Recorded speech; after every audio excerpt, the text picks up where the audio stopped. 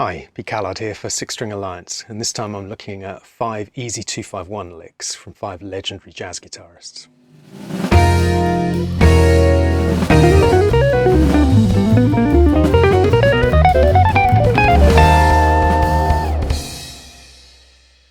And just before we get into the licks, to download free tab for all the examples from this video, just click on the link in the description down below. So all of these examples are over a 251 in C. So a quick recap, 251 in C is a bar of D minor 7, bar of G7, and 2 bars of C major 7. Our first example comes from the great Charlie Christian.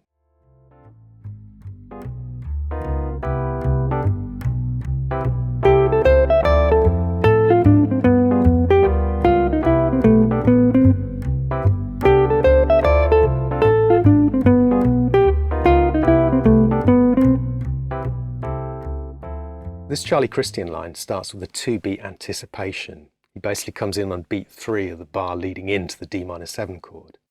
So we'd have this, 1 and 2 and. And the notes he's playing for this pickup are G, A, C and E.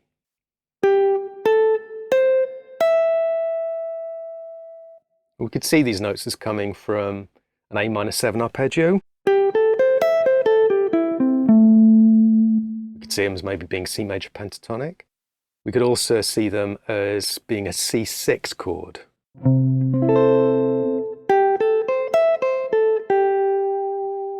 Because that's the 5th, the 6th, the root and the 3rd.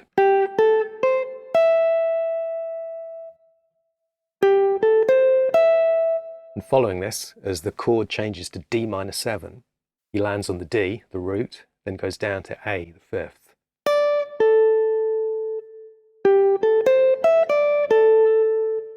Then leaves beats rest and comes straight down a D minor 7 arpeggio. So remember, this is all over D minor 7, and he's just playing around D minor 7 arpeggio. So he's coming down A, F, D and C. And then the chord changes to G, and Charlie Christian then moves down to this B note as the chord changes to G7. This B is the major 3rd on G7. Then skips up to the G, which is the root. So again, outlining that chord really strongly.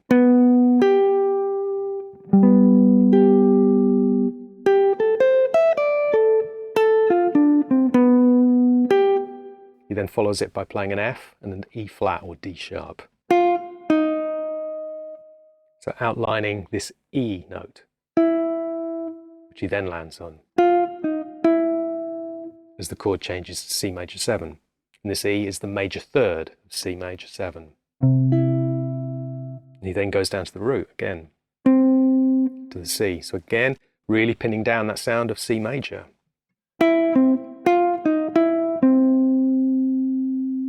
He then follows it by going down to this A, and to the B and the C to finish.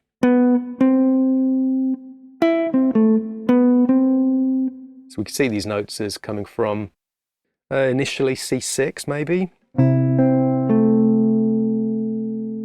or even an A minor triad. Kind of superimposing A minor over C major. But then the B and the C, that's all very much from C major scale, so you could also see this as all just being C major scale. But although this is a relatively simple line, you'll notice how brilliantly he hits each of the chord changes as he goes through it. It's largely tonal, but he is really following the chord changes.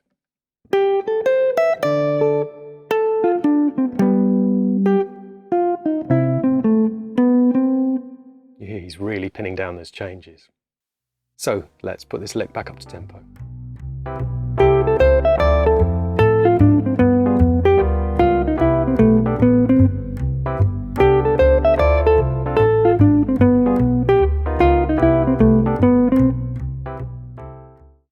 Lick number 2 comes from Grant Green.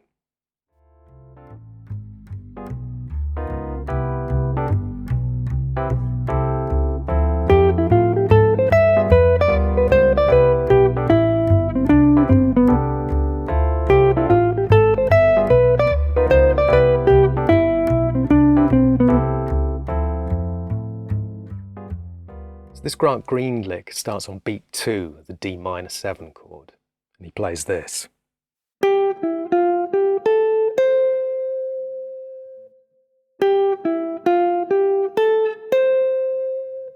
we've got the notes G, E and F, then back to G, A and C.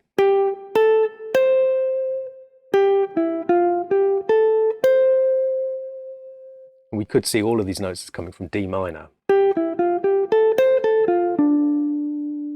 Or we could also see it as maybe suggesting C major as that G and the E, 5th and the 3rd of C major. And then outlining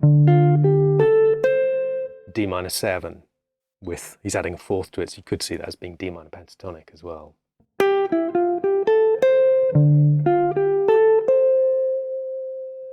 And then as the chord changes to G, he hits this high E, which is the 6th. So we could see this as a continuation of the D minor idea, as being really moving up a D minor 9 arpeggio, or an F major 7, to land on that 9th as the chord changes to G. And he follows this by going down to the B and then the D, which is the 3rd and the 5th over G7. So he's very much outlining G now. And then follows it by playing B, C and D.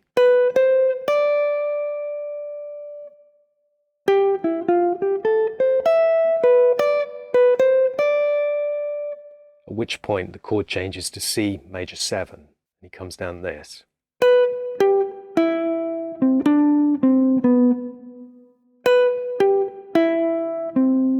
This is straight down a C major 7 arpeggio. So going from the major 7th to the 5th, to the 3rd, to the root, which is the notes B, G, E, and C. Then goes up to D, down to C, and then B, to finish it, which is all from C major scale.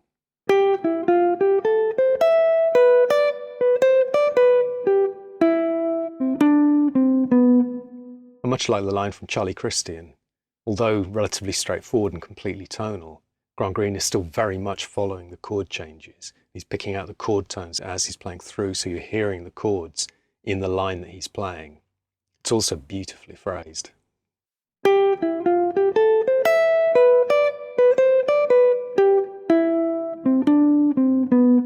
So let's play this lick back up to tempo.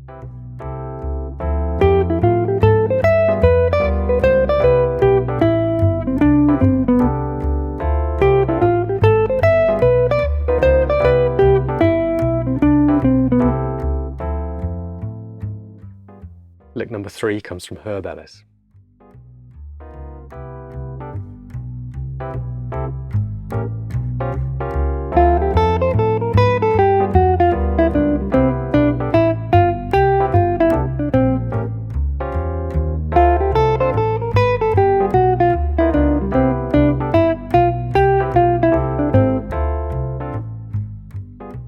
There's a bit more going on in this lovely Herb Ellis line. He starts out on beat 1 over the D minor 7 chord and plays these notes, which is F, G, A and C. These notes, we could see them as being D minor 7 with the 4th as well. So we could see that as being D minor pentatonic. You could see this as being a round shape 4 of D minor pentatonic.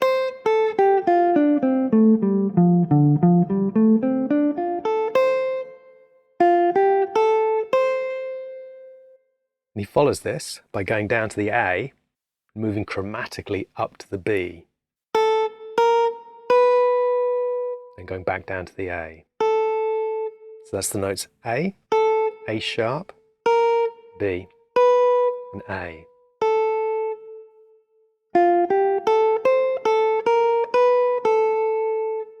So as we said, he's starting out around D minor. and the A, which he goes back down to, that's the 5th from D minor. But then moving up to this B, he's actually moving to the major third of the G7 chord. Although the chord hasn't changed to G7, he's anticipating it by landing on beat 4 on that B.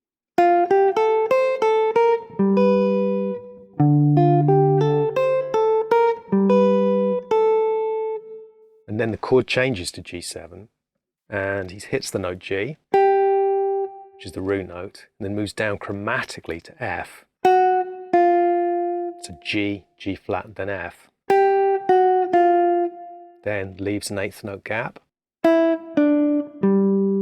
plays the notes E, D, and G.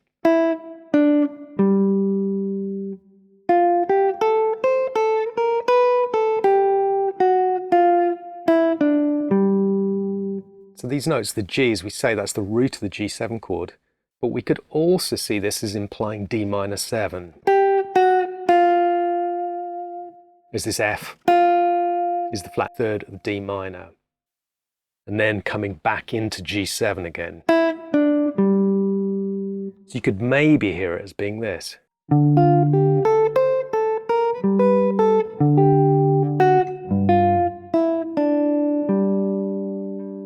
As I say, there's different ways we can interpret it, but you can certainly see it as him implying D minor, G7, D minor, G7.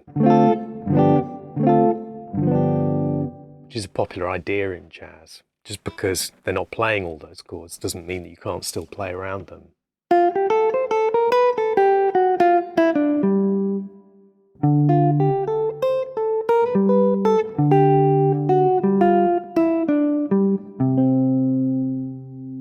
And then he lands on the C, which is the root note of the C major chord, and moves straight up C major scale up to the 5th and back again. So that's C, D, E, F, G, F, E, D, C. But he phrases it really nicely, because you get this, 3, 4.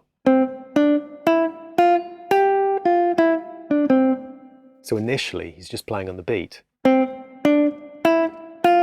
playing them short. Then go from the F to the E, it becomes more syncopated again. So we get this nice kind of straight then syncopated idea. Really ends up quite swinging.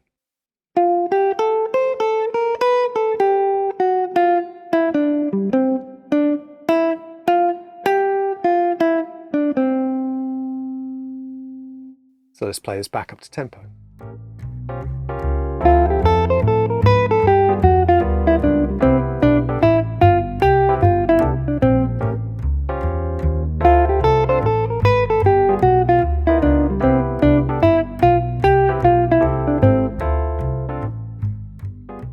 (251) lick number 4 comes from Metheny.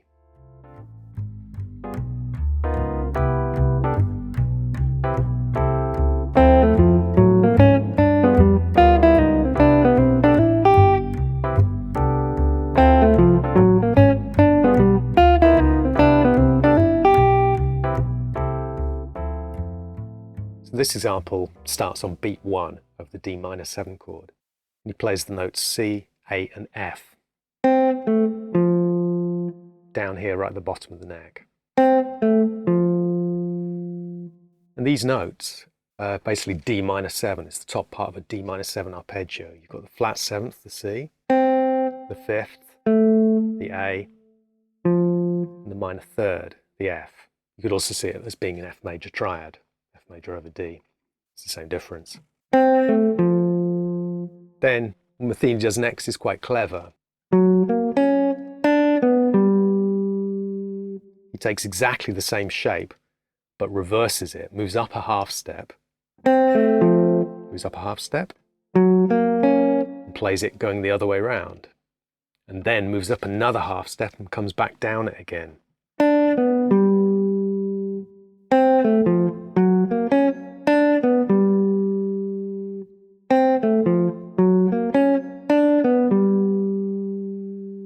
So what he's leading towards is the G7 chord here, because when he lands on this D, B, and G, that's when the chord changes to G7. And he's playing a G major triad. It's the fifth, the major third, and the root. So really, he's moving up chromatically. This is just a chromatic move up to G. It's kind of doing this.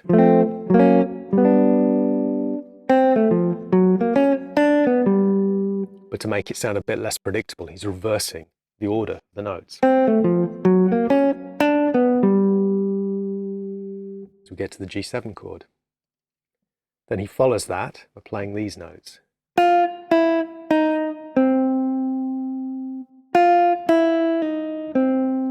Which is F, E, E flat, or D sharp, and C.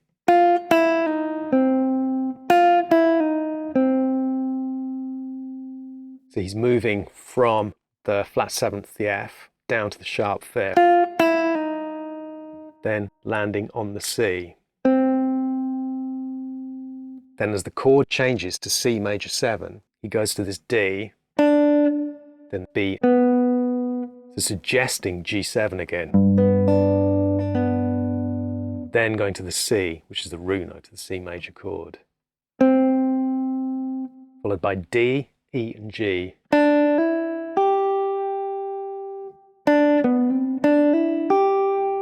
So very much around C major. We could see this as being C major pentatonic, or just really C arpeggio. Adding the ninth to it, the D. Nice little suggestion of G7.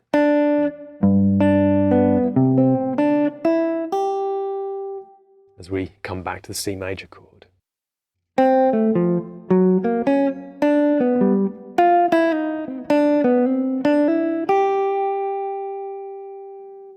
So some lovely ideas in this. Let's put it back up to tempo.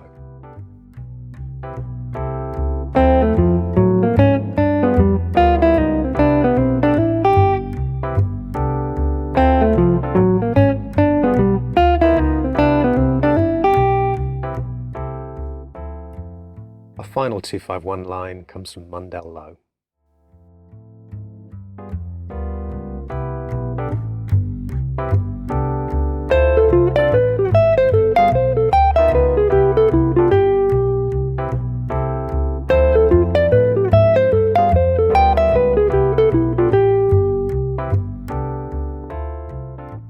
This Mundell Lowe lick starts on beat 1 of the D minor 7 chord and has a few things in common with the Pat Metheny idea, particularly because it starts with the same idea. This time we're up an octave, but again we've got the notes C, A, and F,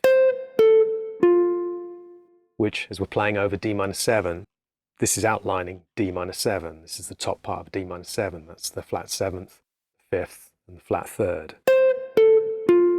We could also see it as being an F triad.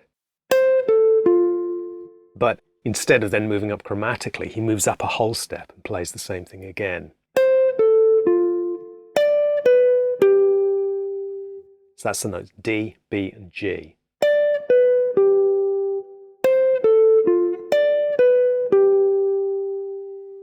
He follows that with the notes E, C, and A. Then F, C, and A. So let's talk briefly about what he's doing here, because he's outlining a series of arpeggios. He starts out over the D minor 7 by outlining, we could see this as being D minor 7, or we could see it as being an F triad. He then moves up a whole step to play a G triad. Again, we could see that as being E minor 7, or we could see it as a G triad. But for simplicity's sake, let's just look at them as being F major and G major triads. He then plays an A minor triad. So he's basically just moving up a chord scale. Just outlining these chords. F, G, and A minor. Then playing the notes which is F, C, and A. Incidentally, we've changed to G7 by now. It's where the G7 hits when we hit that A note. So these notes, the F, C, and the A, we could see them as being an F major triad. We could also see it as being D minor 7. We could see it as being the flat third, flat 7, and the fifth, which would give us this progression.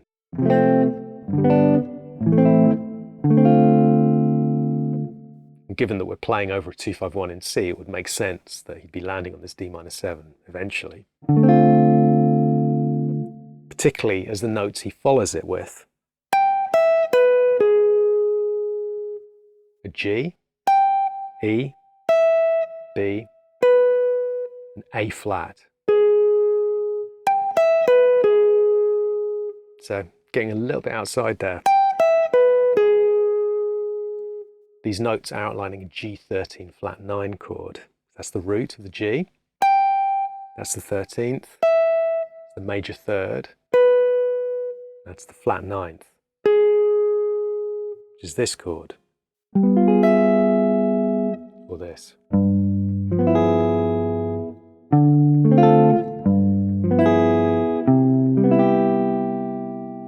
So he's pushing the harmony a little bit here. From what sounds like a nice kind of safe tonal idea, suddenly getting a bit of a raised eyebrow thing.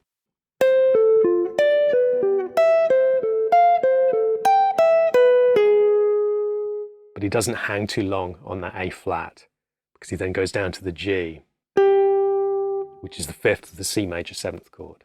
This is where the C major 7th chord comes as well. So resolving very strongly to this fifth on the C major.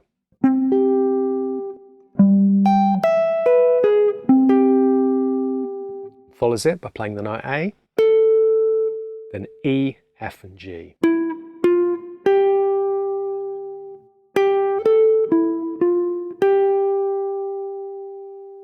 So all from C major scale.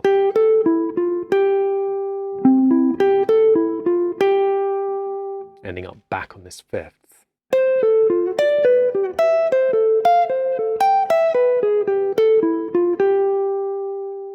And you get this nice kind of rhythmically displaced idea because the chords that he's outlining keep changing every 3 notes.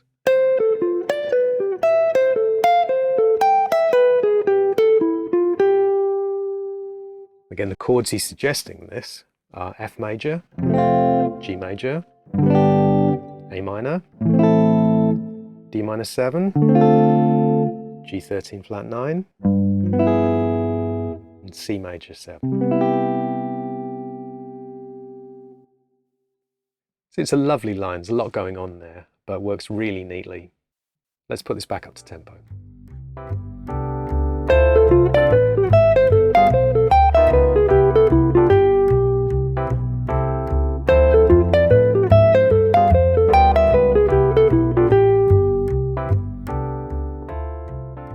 So I hope you've enjoyed this look at 5 easy 2-5-1 licks from 5 of the legends of jazz guitar. That's it from me for now, but I'll be back soon with more videos, so I'll see you then.